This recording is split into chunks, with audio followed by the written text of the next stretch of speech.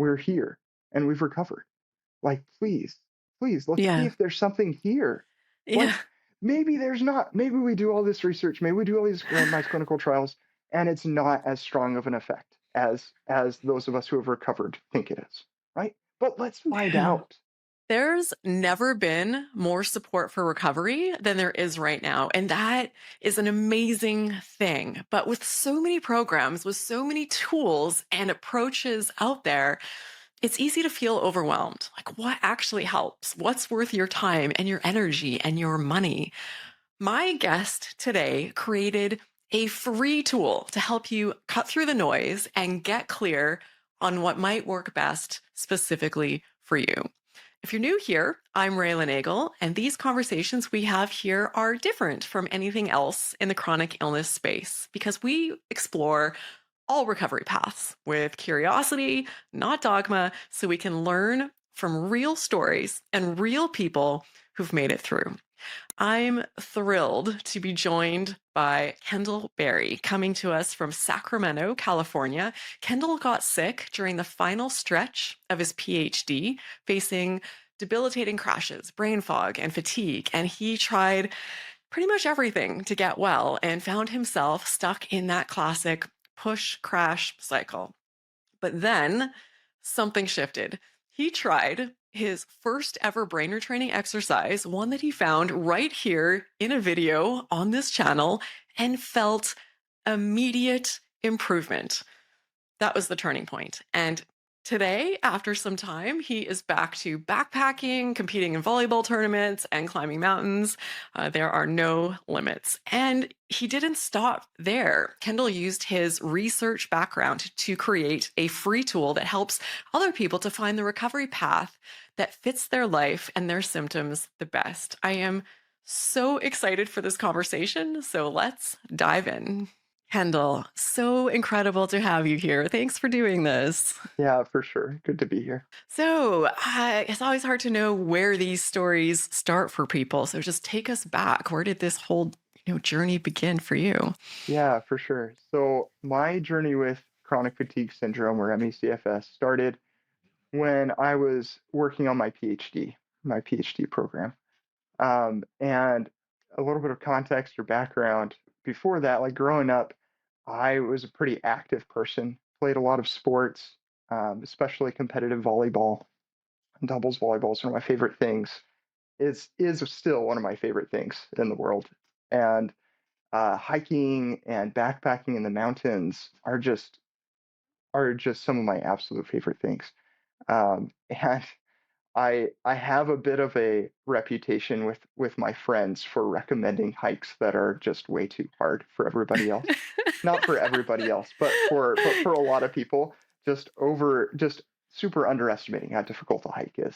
I'll Yeah. send people on a hike and I'll be like, yeah, it's not that bad. And they'll come back and be like, it was that bad. This was not easy. I'm like, oh, I didn't think it was that bad. Sorry. So anyway, just a pretty active person. And so I was in my PhD program, and this was January of 2022 when I caught mono or Epstein-Barr virus, which is what triggered it for me. And the year leading up to that, the year and a half leading up to that, was kind of intense, right? That was the pandemic, and a lot of things going on. Part of my PhD program was a lot of teaching, which I absolutely loved.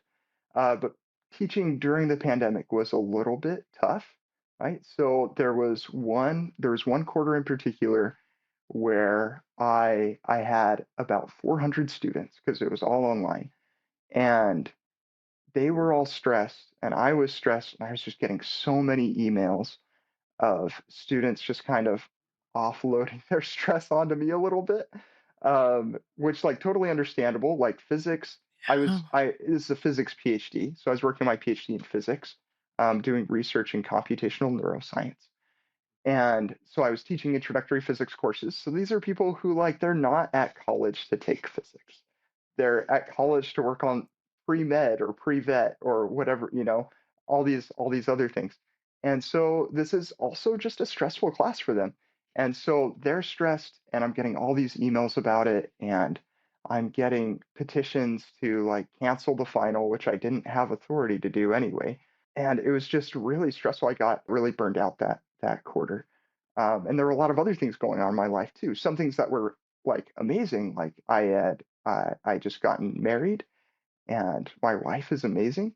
But that was also a big change in my life. So Mm. there's just a lot going on, and I was feeling a lot of pressure to try to wrap up my PhD. And so, in the midst of all that, I caught Epstein-Barr virus mono, right? And just kind of kept on going for months, right? The fatigue and the brain fog just never went away. There was another point that I think triggered it even further, which was I had to do some, maybe slight content warning here, but I had to get oral surgery on a couple of my teeth, right? Oh, wow. And I had to get a tooth removed, and so I had this big procedure while I was still recovering from mono. The terrible idea of this, of like, I'm recovering from mono anyway, I might as well get oral surgery and recover from that at the same time.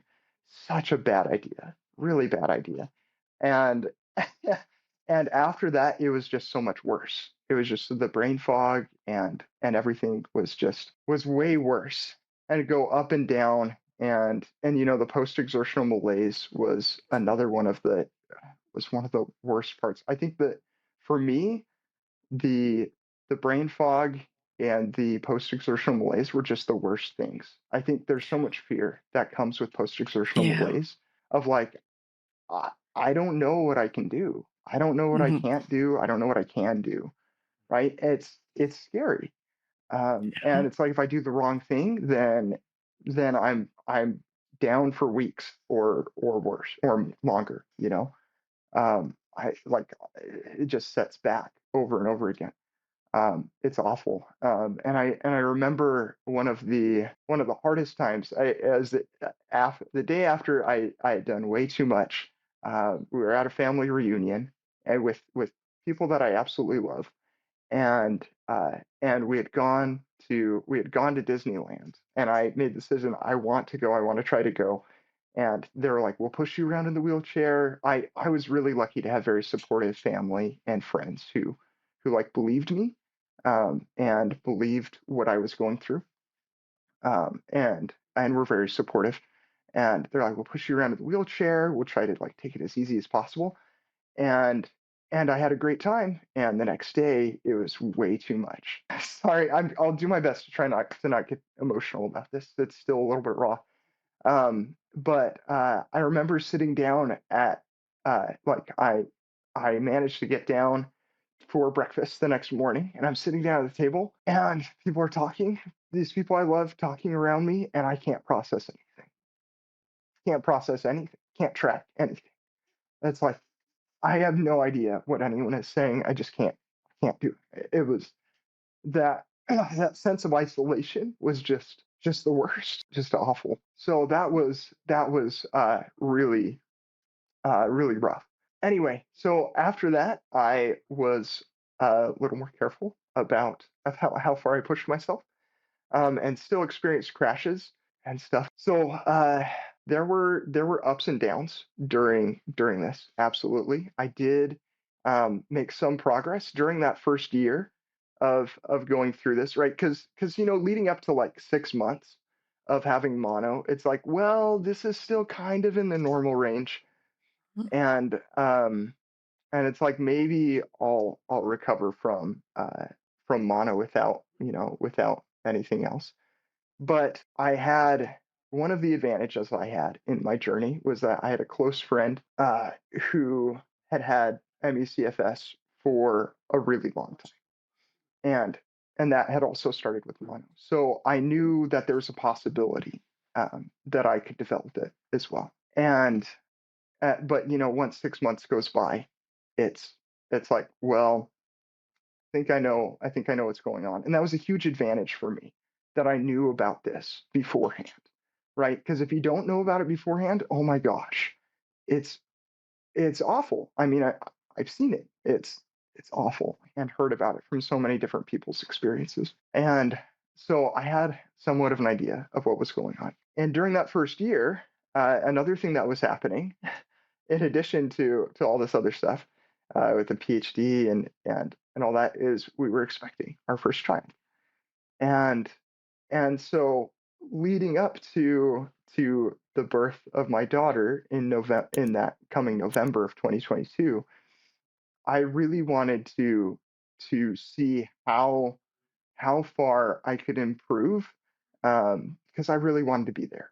I wanted to be there. Like, this was a hard thing for my wife too, you know? It's like first pregnancy, first child. Like like I wanted to see how far could I take it so that I could be a support. And my strategy at that point was just like, how how many generally healthy things can I do, right? And and I essentially kind of paced my way, like, very slowly and gently, to some improvement, right? I made it up to being able to walk a mile a day and be okay, and just like and was like, okay, like, I made it as far as I could before the child came. And I actually did pretty decently with the birth of our first child, and like being there and taking a little bit of night shift and all that. Um, but eventually, eventually it caught up to me.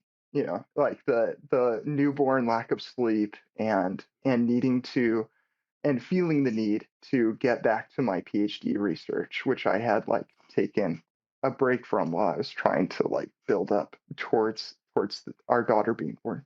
And so the lack of sleep started to catch up to me. I caught a cold, which crashed me again.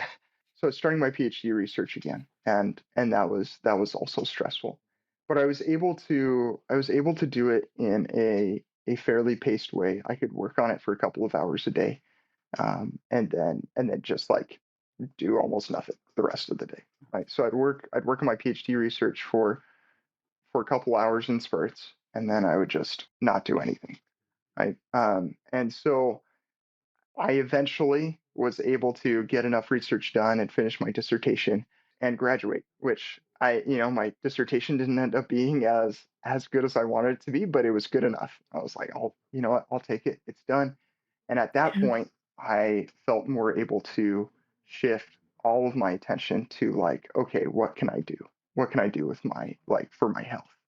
Because that's in my mind, that was the most important thing I could do, not just for myself, but for my family, was to work on my health and see what I could do, right? And so I wanted to start out fairly like, okay, so this is coming back to one of the advantages I had in my recovery, is that I had a close friend who had had ME/CFS for years already and had tried a lot of the more traditional medical establishment approaches, and just, nothing, right? And so that helped helped me eliminate that like pretty early on. So I started out pretty adjacent to that, with a functional medicine doctor, right? Mm. And so I started working with a functional medicine doctor, and we did a whole bunch of stuff. We did a whole bunch of the tests that people talk about, the cortisol tests and like gut microbiome tests and all the blood work and stuff like that, right? And found like, yeah, like my levels of Epstein-Barr virus, like antibodies are still like higher than normal, and like not like crazy high, but still like high enough that maybe that's a thing. And like, yeah, there's some gut parasites. Yeah, your cortisol is low and stuff. And so we started trying different things, and we started like doing a diet thing, which was a pretty reasonable diet, I think, which was just cutting out processed foods and cutting out refined sugar and cutting way back on dairy and stuff like that, which was like, this isn't great, but I'll try it. And the nutrition stuff was like, yeah, this is a healthier way to eat. And so yeah, I felt a little bit better eating that way. It wasn't like, oh, I'm better now, but like, yeah, this was helpful. And I started taking hydrocortisone for my cortisol stuff, and it's like, yeah, that's like, it's helping a little bit. And then we also did a whole bunch of supplements, which and I don't know because I never did this recovery journey without taking those supplements. So, maybe I don't recover if I'm not taking those supplements, but I, it didn't have any noticeable effect that I could tell. And treating we did have I did have some gut parasites like a bacterial infection and like a fungal infection, and so did some treatments for that, and that did like help for a little bit. It was like, Mm. wow, like we treated this gut thing, and like I legitimately feel better. And then a few days to a week later, I would crash. I'd be right back to where I was. I was like, we took care, like what's going on? Yeah. Like we took like if this was the problem and made me feel Yeah. better, like then why am I crashing again? Why am I right back to where I was before? And that happened a couple of times, and that was really discouraging, right? I think seeing that like that progress and then boom, you're back to where you were before is just so disheartening. And so after working with that for a while, and I am grateful for the efforts of functional medicine doctors and what they're trying to do. I think there are some things that can be helpful and supportive. Um, but for me, that wasn't the key thing, right? So after a while of trying that, I was like, I think I got to look into some more things, maybe look into what people see if I can see any patterns among people who have recovered, right? See if there's something there that I can try. And that's where I found your channel. So thank you very much. Thank you so much for the work that you've been doing.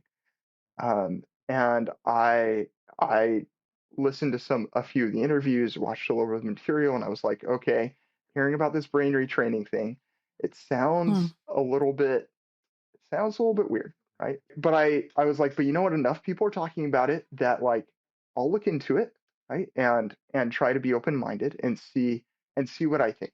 So did a little bit more research, watched a few of your videos, some other places, and I was like, okay, it doesn't sound harmful, you know, like because to my Yeah. understanding, like a simple explanation of some of the theory behind it is that like one of the root issues is that the autonomic nervous system is out of whack due to a combination of stress factors. I really like the way that Dan Neufert talks about a lot of this stuff. I know he has a physics background too. That's probably a big reason. Uh, but a combination of stress factors, whether that's psychological stress, which is how we typically think of like stress, so we think of psychological stress, but there's also physical stress like overexertion, and there's also like physiological stress like from viruses and or mold or whatever, right? um just some of the things going on in my gut, and uh this combination of stress factors can the theory is that this combination of stress factors can throw your autonomic nervous system out of whack, either get you stuck in fight or flight or whatever. It's a little bit more, the theory is a little bit more complicated than that, I think, or maybe a little bit more nuanced than that. But that's the idea. And I was like, okay, I can see that, like maybe. And I am looking into the approaches uh, to address the autonomic nervous system being all out of whack. There were things like mindfulness and these brain retraining exercises, which I was like, okay, but what are these brain retraining exercises? And that was where your video with Jason McTiernan, the Brain Training 101 video, Mm. was really helpful, beneficial for me, because he actually has an example exercise at the end, right? And so looking at these things, I was like, okay, so essentially it's a lot of tools and practices to help me like manage stress and reduce stress and change my like if I'm having a stress reaction to something or like an anxiety reaction to something, helping me change my response to that, which I knew that I had things in my life that I wanted to work on anyway. And so I was like, okay, you know what? These are things that I feel like could be good for my life. even if it doesn't lead to my recovery, it feels like I could pull things from it that will be beneficial for me, right? And so that to me really reduced like the risk of trying it. And I was like, if there's a chance I can recover with it too, yeah, why Yeah. not? Sure. And so those were the kind of thoughts going through my head at when I was considering this approach. And then the other thing that really led to me, and I know this is not the case for everybody, but the first time I tried a brain retraining exercise, the one at the end of that video that you have with Jason McTiernan, like the first time I tried it, I noticed an immediate impact. And I was blown away. I was like, what on earth? It was like, because for me, the way that like the brain fog and a lot of the fatigue manifested was kind of like a pressure in my head that just like kind of a thick pressure in my head that made it really hard to process and like think through things. And like the first time I did that brain retraining exercise, I was like, it felt like some of that pressure just kind of like eased up, just Wow. like moved through a little bit. And I was like, that's wild. I was like, that's like that's crazy. So I was like, okay, well, I'll give it a shot. And maybe helpful to recap what that exercise was. I mean, it's explained better in that video, but it had to do with like taking a pause, intentionally choosing to relax and just relax and be calm. And then visualizing a memory where you felt that kind of relaxation or peace, that you hope to bring into your life at that moment. I was like, I get to spend a little bit of time in one of my Yeah. favorite memories. Like, sure, let's try it. And it just like it helped a ton. It was wild. Um, so from there, you can feel free to interrupt me if you have any questions at any point. I've just kind of been rambling for a while. No, no, Uh, it's all good. I love hearing how the different ways that people approach these approaches. It's very rarely, I was just saying in another interview, like I heard it, it clicked. I'm like, yes, this is it. This will be my answer. It's usually some version of like mild curiosity to like, I'm going to do it just to prove it wrong so I don't have to keep paying attention to these videos. yeah, But most people come yeah, at it from some place of like, oh, and it didn't even cost you anything. Of all the things that you had tried, you just tried this one mental exercise. right, exactly. That was the other Yeah. thing. I think being able to try it like without putting any money down, right? To be able to try an Yeah. exercise without having to pay for it was really helpful. That really did reduce like the risk of trying it for me. Yeah. Absolutely. Yeah. I think uh, I can maybe talk about this more later, but I think my training in science and research really helped me in this as well because I was a little bit more comfortable with what science doesn't know, right? Because if when you're in science research, you have a great appreciation for everything that we know in science. It's Right. like the accumulated human knowledge that we have is pretty awesome. Like it's amazing. It's really cool. And when you're doing scientific research, you become a lot more aware of just how much we don't. There's Yeah. so much we don't know, and there's so much we're learning. And part of doing that science research is not just skepticism about like, well, I don't know about that. It's also a skepticism in a sense of, oh, I don't know about that. Right. Maybe, right? And you have to kind of parse between these different possibilities, possible truths, right? And decide which are the most worth pursuing, right?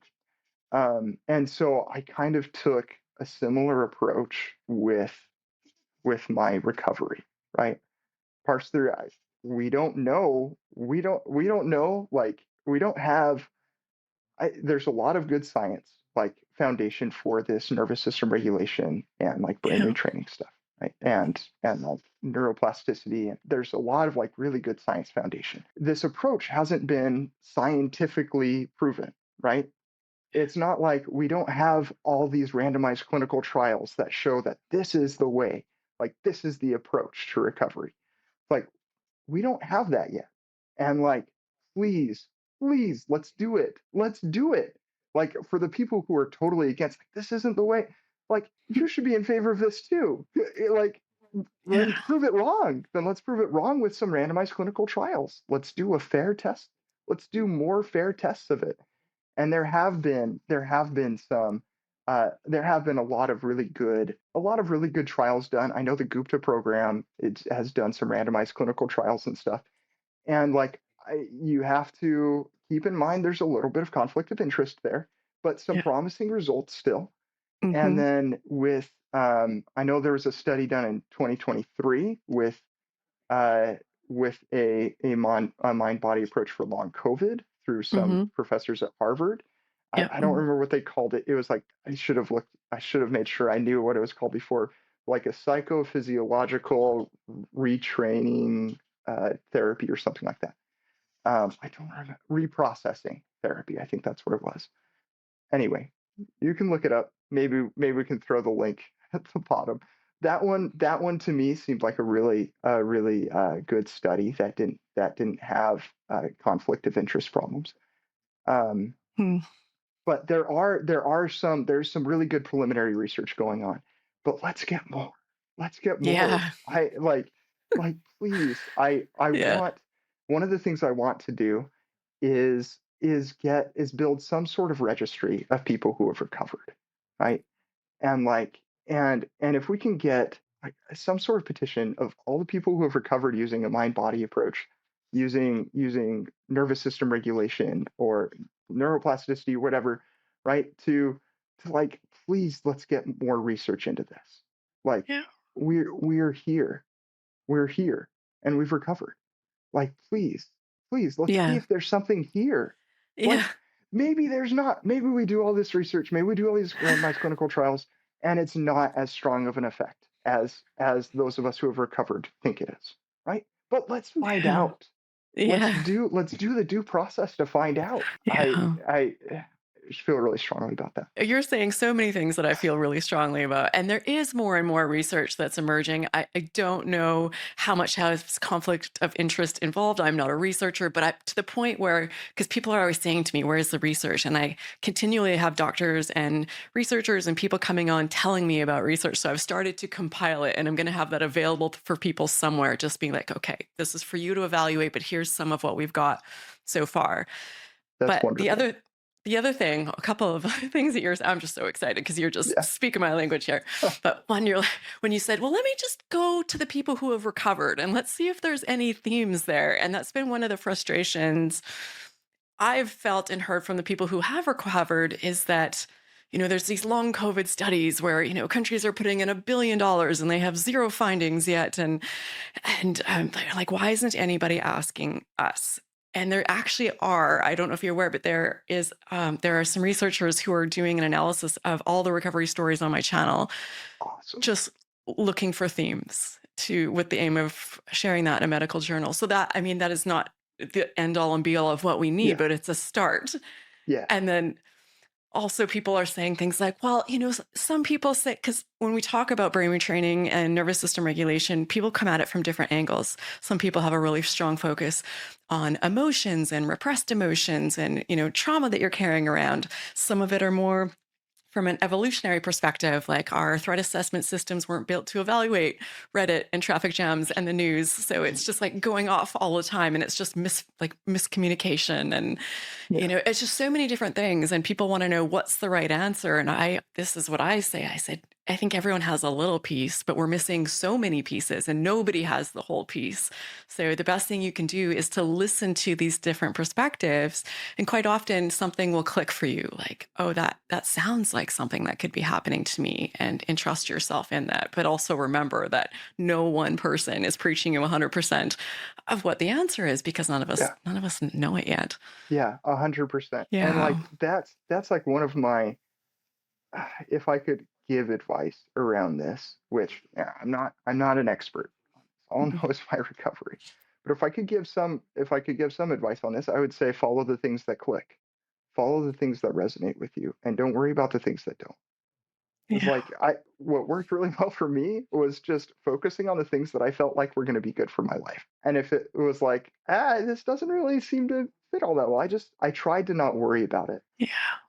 But and then to go back to what you're saying also about like the research that's being done, that sounds super cool. The analysis of the recovery interviews on your channel. I think that's an awesome starting point. I mean, not even just a Yeah. starting point, like an awesome next step, right? I Yeah. think that's awesome.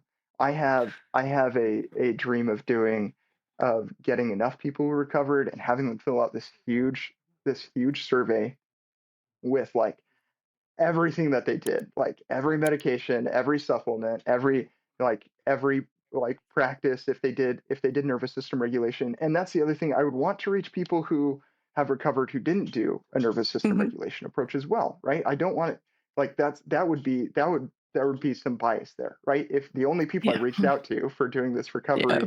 this recovery analysis were people who did nervous system regulation, but that's a huge bias, right? So I'd have to find a way to reach people who've recovered who didn't do any of that, right? And see, and then do a some statistical analyses, right? Yeah. I want data. I want data. I Yeah. want data so Yeah. bad. We'll see if that ever happens, or if somebody else does that. Like I hope that happens someday. Yeah. Yeah. I mean, for now, it's a bit of the Wild West on YouTube, right? Because we can just say whatever, and there's no Yes. with working with researchers now.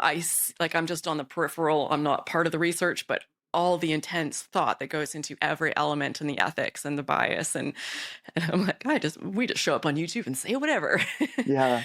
The good thing is, though, is that we do know that research and even things that are established in science can take an eternity to get into mainstream medicine and to Yes. get into mainstream society. So at least we can bridge a bit of that gap. People, viewers, watchers have to be, critical thinkers and check with their doctors and not take everything for what it is.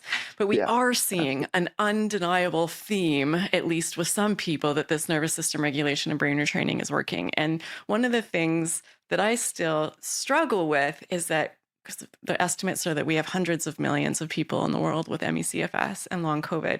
And I know many people are straight up writing this approach off and are very, closed-minded to it or very skeptical. So I'm always trying to like just invite people to be curious. So what would you say to people? Because you're also a bit, I don't know about this. So if Mhm. someone's like, yeah, I don't think this is for me or this is real.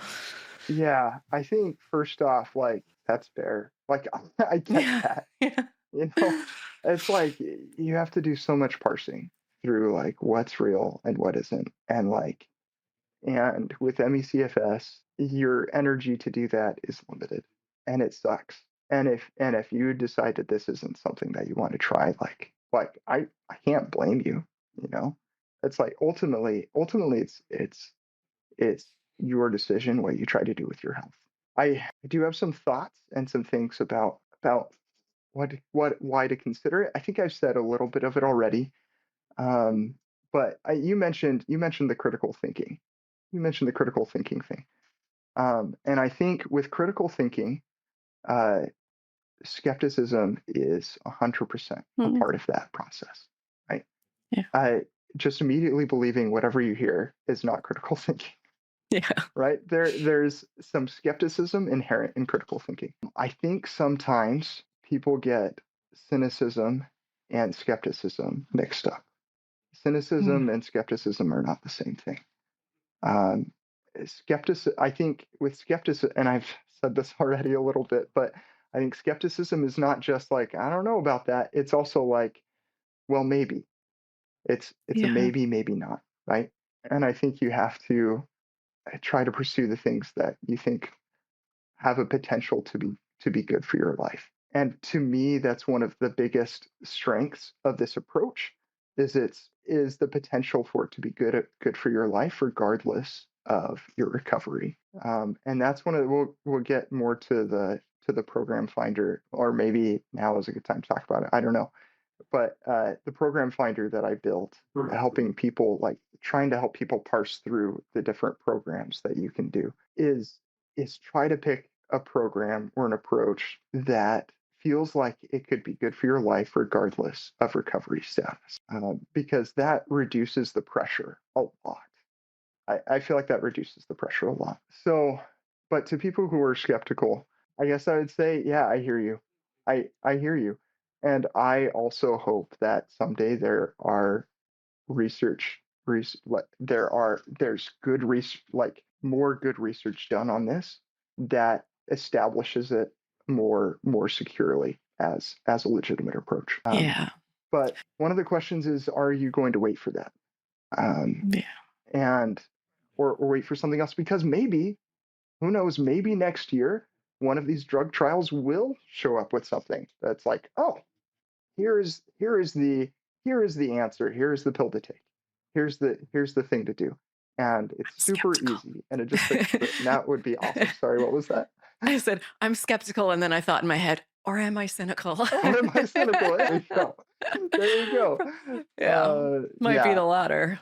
Years I of waiting for the magic pill. I'm like, I'm done waiting for you people.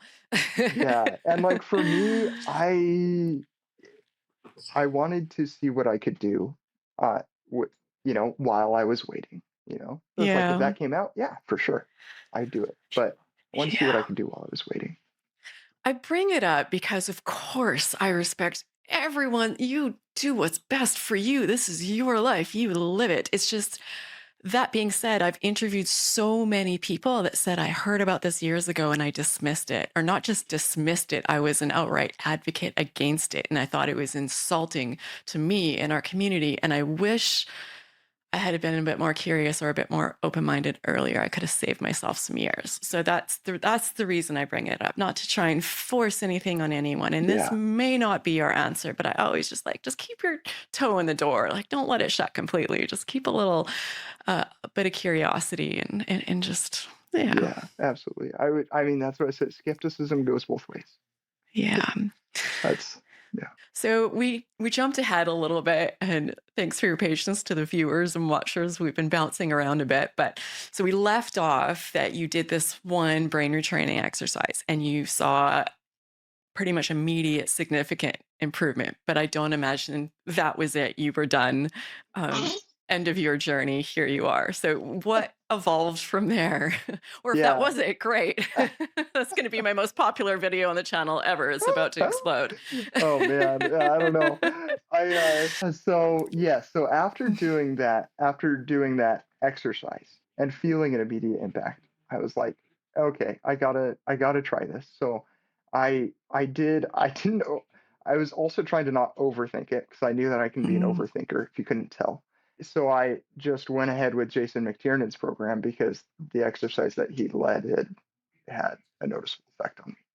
And so I did his program and I was making good progress. I was able to expand my activity a little bit and doing a lot of even just doing so you brought up some of the different ways that people approach nervous system regulation, like dealing mhm, with trauma or like emotional processing and like processing emotions and stuff like that too. And for me, like emotional processing kind of naturally came with the brain retraining exercises. I remember one that I did where, because I was trying to come up with different, visualizations to do. I remember one that I did where I envisioned myself at my grandparents' house and sitting sitting in a hot tub, like or with snow around and and like running into the snow, rolling around, jumping back in the hot tub, and like having fun with that and stuff. And then I imagined my grandfather there, being there, and I just had this big like wash of emotions and realizing that like I hadn't really processed my grief with his passing.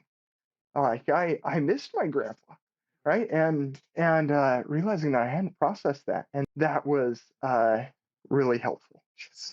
Just doing some of that process. So emotional processing was a part of it for me, and that kind of came about naturally as I was doing the brain retraining exercises. And part of that too was doing some inner work to think about um, what patterns do I have that are creating unnecessary stress and anxiety in my life, right? So another example was so I also am a person of faith, and my faith is important to me. It's a decision I've made. Um, but I realized that some of the ways that I was approaching my faith was putting a lot of pressure on myself. I was putting a lot of pressure on myself to be a good person, to be perfect. We talk about perfectionism a lot, right? Um, Yeah. and I was putting so much pressure on myself. And for me, I it helped me realize that I wanted to change my relationship with my faith and to focus on the parts of my faith that helped me establish a baseline of calm or peace and uh, focus on those things, right? And approach my goals and who I want to be as a person with a little bit more grace, meaning more compassionate and loving patience with myself. Because anyway, I don't want to get into like faith, religion. So I'm not saying that faith or religion needs to be a part of people's recovery journey. It just was for me because it's something that was important to my life. But I had to examine those beliefs and approach who I wanted to be in a more grace-filled way, in a way that was more patient and compassionate with myself. And that was super helpful. So it's not just the tools or the practices, it's about how you want to incorporate it into your life. And that was what I tried to focus on.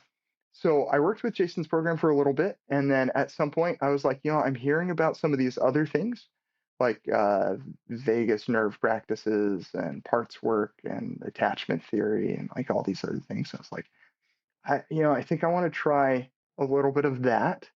And so I tried Primal Trust for a little bit, and because that's like part of it. And there were also some things with Jason's program where it's like this isn't like a great fit. This isn't like a perfect fit. It's been helpful, and it Mm. hasn't been like a perfect fit. And so I went to Primal Trust, and honestly, like Primal Trust had a lot of really good things, tools, and practices that I still use, but the vibe or the feel of the program was not a good fit for me. And so I didn't actually get to I didn't make it all the way to the parts work and attachment theory parts of it. But I still found more practices that were really helpful and that helped progress things. And still some practice that I still do. And having a study group was awesome. I loved my study group so much. They're wonderful people, such wonderful people. Um, so ultimately, I took the things that were helpful and that I wanted to incorporate into my life, and um, focused on those. And that's what led to my recovery. I was able to keep expanding my activity. I remember the first time that I did a slightly more challenging hike. It was like a 3 mile hike that was like mostly flat, but then had like a good climb at one point, like a good steeper section. And I remember like going on that, and I was like doing pretty good on all the flat sections. And then we get to that section, and we're going up, and it's hard, and I'm starting to get kind of nervous, and I'm like I'm not able to keep my heart rate down, and like all this stuff. And then I had the realization, I'm like, I'm climbing a fairly steep trail. My heart rate shouldn't be down. And if at some point I want to do these things again, I have to embrace exertion. Um, Yeah. and so I had a little bit of a mindset change at that moment, and embraced the exertion a little bit, and felt great. It felt really good, and there was still a little bit. I had a little bit of payback for it still, and I think if you're in your recovery and like you have to be really careful about that point, right? I think like for in a pacing sense, in my opinion. But that is a point that you have to get to at some point, is like exertion has to become safe again for a full recovery. Yeah. And so that was one of those moments for me. I had a little bit of payback, but like not much. Like and that was wonderful. So I kept on expanding my activity until finally I was able to go backpacking in the mountains with my dad again, and didn't have any post exertional malaise, didn't have any like any reoccurrence of like fatigue or brain fog. I was fine. I was fine. And like it wasn't like a super intense one, but it was still like 4 miles a day. We did a 7 mile day and like and I was totally fine. And at that point I was like, I can't say that I have chronic fatigue syndrome anymore. Like I'm doing this Yeah. stuff without having any payback. Like I don't have it any. And so it was at that point that I was like, okay, I feel comfortable saying like I am fully recovered. So for me, that was about 6 months from starting the brain retraining to the backpacking trip. And mileage may Amazing. vary, backpacking, but like people's time to recovery, it varies so much, It does. and you can't really expect a specific timeline. But just as a data point, that's what it was for me. Um, Yeah. yeah, and speaking of timelines, it's almost exactly a year since I started the brain retraining stuff. It was almost Oh, exactly a year ago. It was last wow. July. Yeah, that I started this stuff, which Well, is pretty Kendall, cool. I'm very excited for you. That's so, so, so amazing. And I know it means a lot to people who are watching. They're like, okay, maybe in a year from now or 6 months from now, I'll be like, whether you choose to tell your story or not. But like, it's just because you can feel so stuck in it sometimes and like you're never going to get through it. It's hard to envision that in 6 months or a year, you're like, wow, I'm okay. Yeah, I got here. and I have to say that's one of the things for me about this approach too, is that like I know that there's a possibility of relapse, right? If I feel like if I like let stress and burnout like pile up and then got really sick and like I you know I think I could relapse again, but I also feel like I have the tools to prevent that from happening for one thing. And for the Yeah. second thing, I feel like I know what to do now. Like Yeah. I know what to pursue. And so it becomes a lot less that prospect becomes a lot less scary. Um and I don't think that's gonna happen. But Yeah. you can't be 100% sure of hardly anything in No, this life, right? no, So no, you really but can't. I feel you know, I feel like this approach has helped given me tools and things to know how to handle it if it did become Yeah. a problem again. Yeah, I haven't interviewed anyone who's scared of it coming back. And I think we all feel confident we'll hear the whispers before the screams start. And then we have the tools for when that happens. So, Yeah.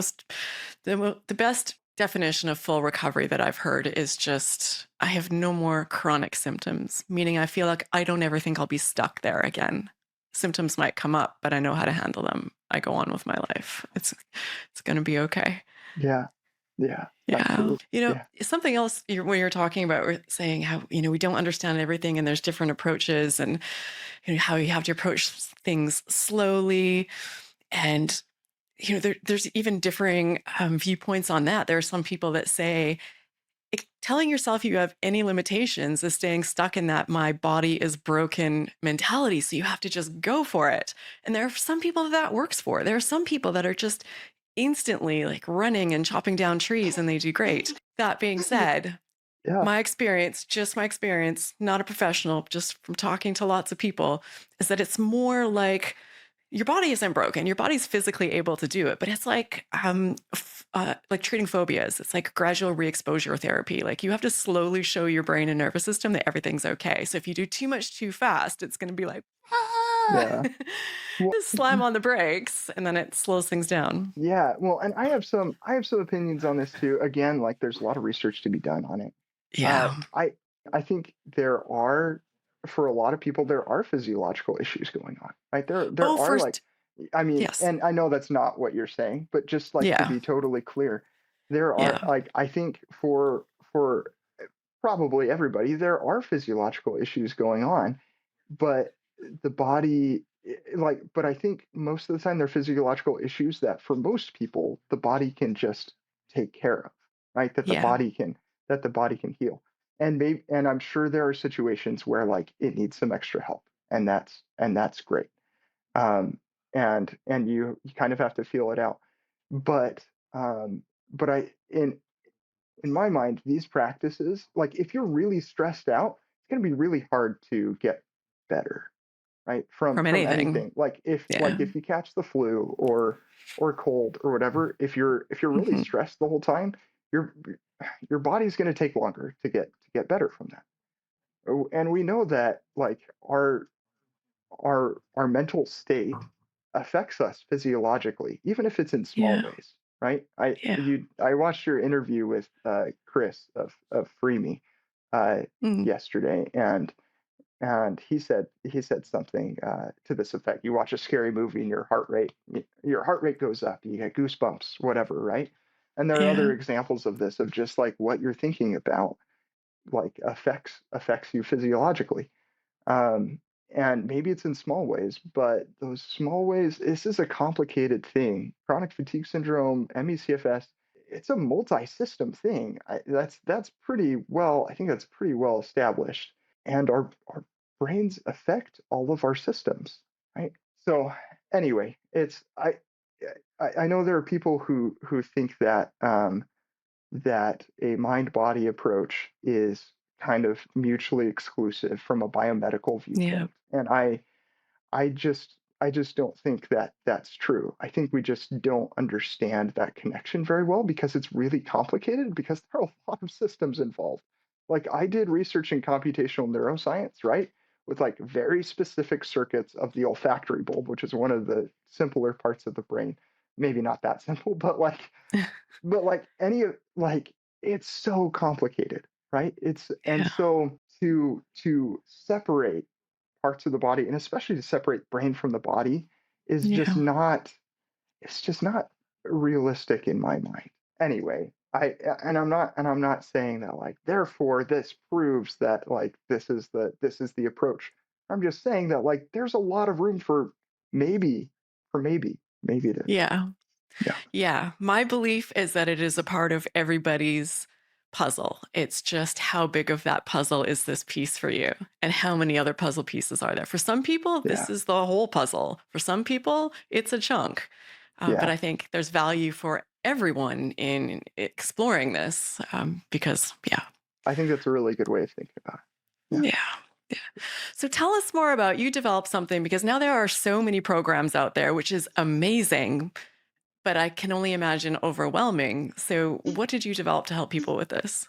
Yeah, it's absolutely overwhelming. And like that was and I think that was kind of one of the reasons that I just jumped on the first program that seemed like it could help me was because I knew that there was a lot of stuff out there and I was like, Yeah. this helps. I'm not gonna overthink it, right? But after having started and looking into like other approaches and stuff like that, there are so many out there. And like Hmm. parsing through all that is hard regardless of whether you have a chronic illness. And if you do have a chronic condition, then like that's so hard.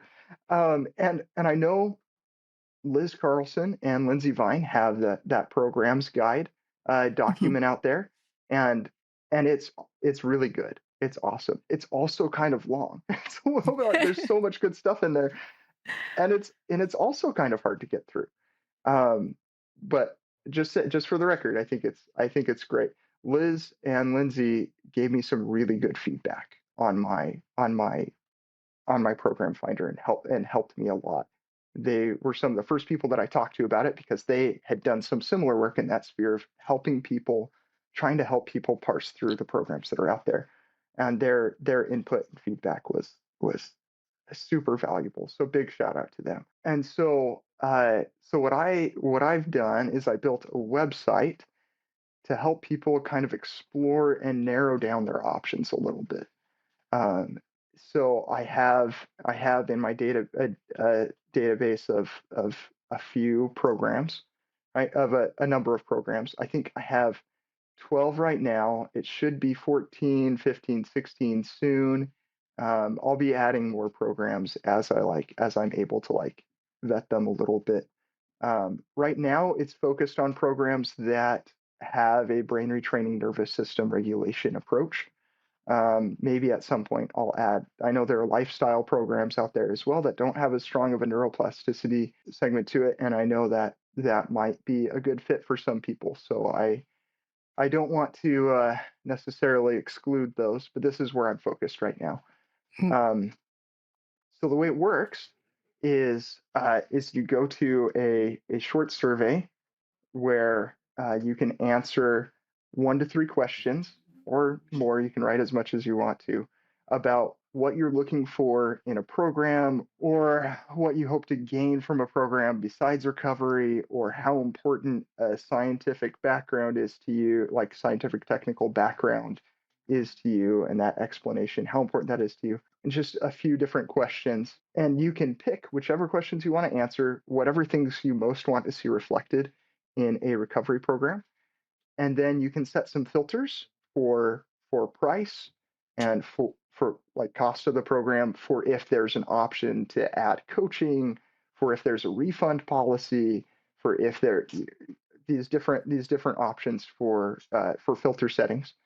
And then you hit go, and I did some programming behind the scenes to convert text from program websites into a mathematical representation, and text um, from people's answers into that mathematical representation. And then it does a big comparison. So it's from a mathematical standpoint, it's fairly Wow. simple. It's just a cosine similarity, and I'm using natural language processing models to do this conversion from text to a mathematical representation. But it's maybe a little bit too technical for this. Uh, but it compares your answers to content from program websites. And then you can go and see that list of programs. It'll have some basic info about each program. You'll have an option to see which sentences that you wrote matched up with sentences from their program, so you can kind of see like, where is this coming from a little bit. And you can just kind of play around with it and go back and change your answers, do it again if it didn't feel like those suggestions resonated with you, or if it wasn't hitting the things that you thought were important. And you can play around with the filters. And then once you've narrowed it down a little bit, then you can do a little bit more research on your own about, like, go to their website, maybe use Liz and Lindsay's programs guide to look further into Right. just those programs, so you don't have to read the whole thing, right? Um, I know that they're working on an updated version too, by the way, side note. So yeah, that's basically how it works. I launched it publicly like yesterday, and so far, like, pretty good feedback. It's not a perfect method by any means. It's meant to be just a starting point. And I hope to improve the method. um, I think the best way to improve the method is to get some data from people who have already done programs, um, especially people, not even necessarily people who have recovered, even just people who have tried programs, to get a little bit, so that I can build a little bit of a profile of, like, these are the kind of people that fit well with this program. These are the kind of people that fit well with this program. So I'm working on a survey for that. So if anybody watching this has done programs and wants to help with that, there I hopefully you'll put the link to a Google form survey below, Absolutely.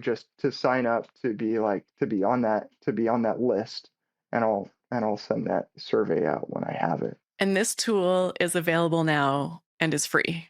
Yes. Yeah. Oh, yeah. That's an important thing. Yes, it's free. This is my way of giving back Yeah. to giving back to the community in some way. Yeah, and It's free it's to not like use. you're taking money from programs or taking commissions. It's not there's no financial No, and this component for does get a you. little bit complicated. Right now, there is zero revenue coming to me from this. And, like, after having done this, I'm like, oh man, that was a lot to do without compensation. I mean, anyway, I mean, there is a little bit of, like, I am looking for jobs, and this will probably be okay for my portfolio. Maybe, I hope so. But no, no compensation. And it's a tough question, because, like, if people find this helpful and people want more of it, then that's reason for me to spend more time on it.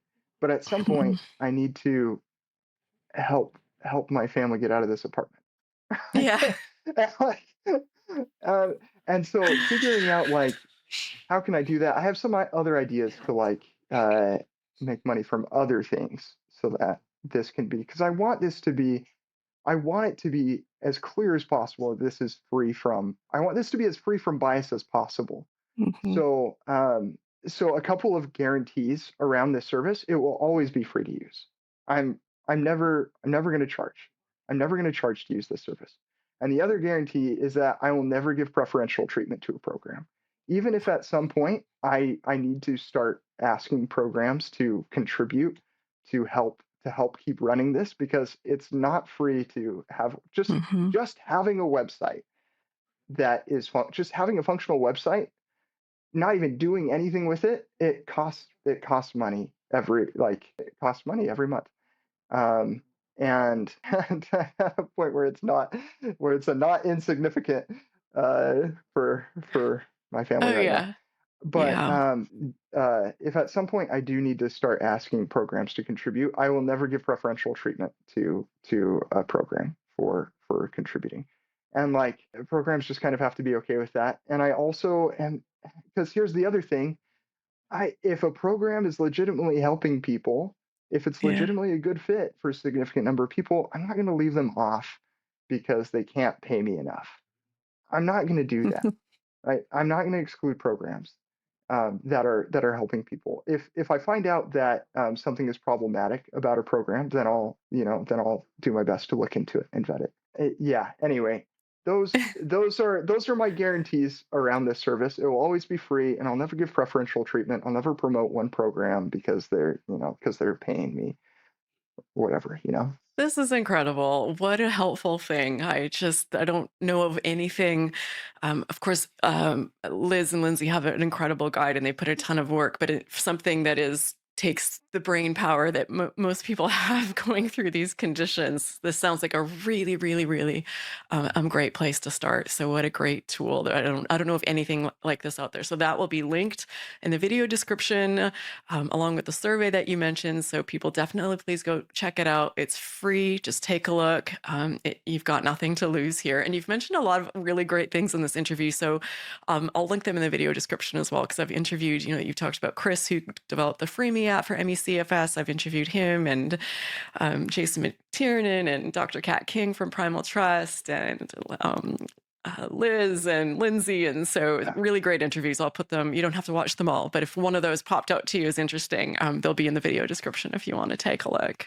Oh my goodness. Quite a journey you've been on. What would you say, big question, is the most important thing you've taken away from all of this? Ooh, yeah, it's a good question. I think for me, it really is the tools to keep working on the personal growth that I want, because like Yeah. I think sometimes I think sometimes with with people that come on and talk about their recovery journeys, and not to say anything bad about any of them, Yeah. I think sometimes there's a sense of like, "Oh, I have to achieve enlightenment to recover," or something like that, right? Yeah. And like it reminds me of this throwaway joke from a webcomic that I love. Like, "You'll never be good at dodgeball until you achieve self-actualization, kid." It was the most obscure reference. If you get that reference, please comment. I would love to see it. And like, that's just not the case. I still have a lot of I feel like I still have a lot of mental health goals that I'm working on. I have a lot of fitness goals that I'm working on. I played basketball last night and that was exhausting. And like I'm not having like symptoms, but Yeah. my muscles are sore. I was tired. Yeah. I'm not in as good of shape as I used to be.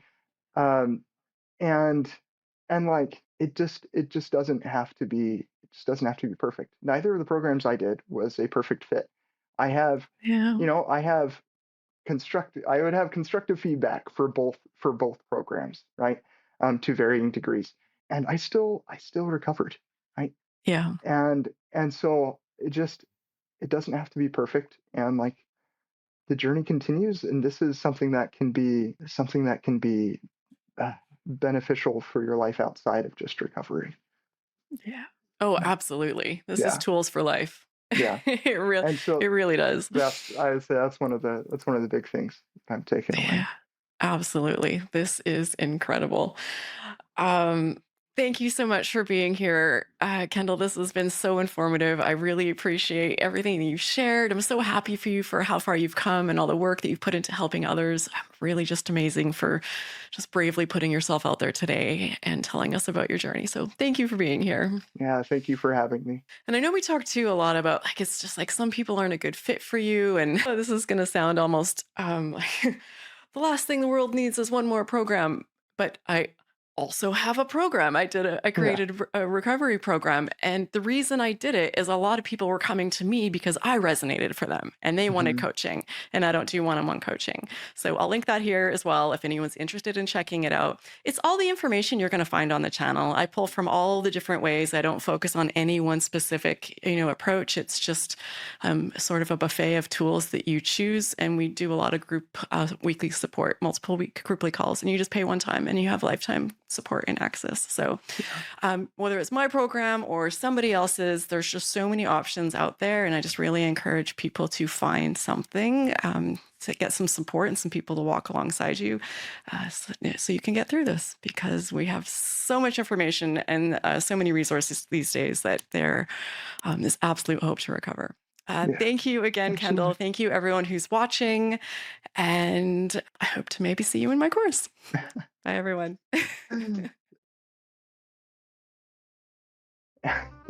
Sorry. I'm probably gonna have to restart this. I'm feeling. Now that you said that, probably. Yes, I mean, definitely. I never know how to end them up. I get really awkward when it's the end of the interview. You'll notice me every time sort of get still after hundreds of interviews. Okay, yeah, no worries. worries. We'll start it over. Yeah, Okay. I'll just start over. So you know what? Worried Okay. about like, yeah, I'm so sorry. You're doing great. You're going to hate me for this. that's I okay. think we might have to start again. I'm not That's sure what's okay. happening, but your camera's bouncing up and down. Yeah. Shoot. How am I gonna fix that? That's okay. I'll do it again. I mean, I'm it gives so me a chance sorry. to do it a little bit more. Okay, I have to make sure to not bounce my leg either. That's gonna be hard. Yeah. Is it Okay, because your leg touches the table? maybe I can put a pillow down underneath it. Maybe. You're like my husband, a chronic leg shaker. Yeah. Oh, absolutely. Yeah, very much so. Yeah. There's no Okay, let's stopping see if him I jiggle either. my leg. That's better. It's Not better. great, but it's better. So I'll do my best. My husband's Yes. going to love this story. Thank you for this. Leave all of this in. Yeah, this would be a good one to have some outtakes at the end. Yeah, probably. And now I have to have more patience with my husband when I'm always like, stop, like, let that leg ever sit still.